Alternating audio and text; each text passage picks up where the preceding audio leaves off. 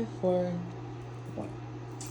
What's up, y'all? This is WusuMD again, and I have some extra exercises to add to my hip flexor routine. And so before I gave about 3 or 4 exercises with the hip flexor routine, I have some additional things to add on that.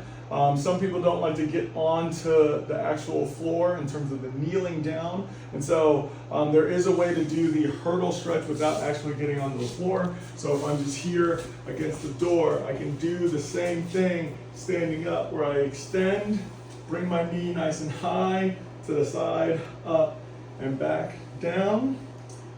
And so this exercise can be done both kneeling down and as well as standing up.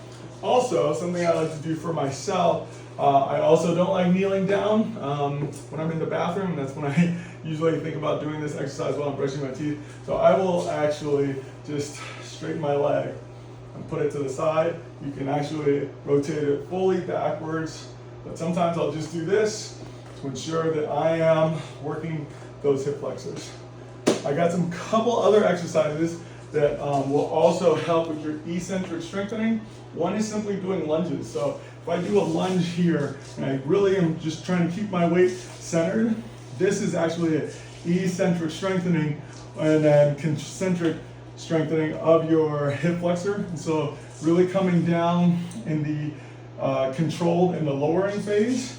You can do it on one side, or you can do it opposite, alternating, and that will also get the job done. Further, when you're doing this exercise, you can also hold it here at the bottom for 10 to 20 seconds, and that is going to give you a isometric contraction of that muscle group. And then also for some more isometric contractions, and the reason I'm adding these is these are really going to help strengthen the tendon. You can come to any inanimate object, it's not going to move.